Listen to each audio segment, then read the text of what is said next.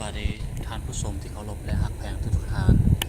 ยินดีต้อนรับทุกท่านเข้าสู่การชมวิดีโอบทเรื่องสั้นที่มีชื่อว่าแมงไม้ในการกสิกรรม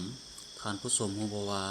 แมงไม้ที่มีประโยชน์และแมงไม้ศัตรูพืชที่ทำลายเครื่องปลูกของฟังของพ่อแม่ประชาชน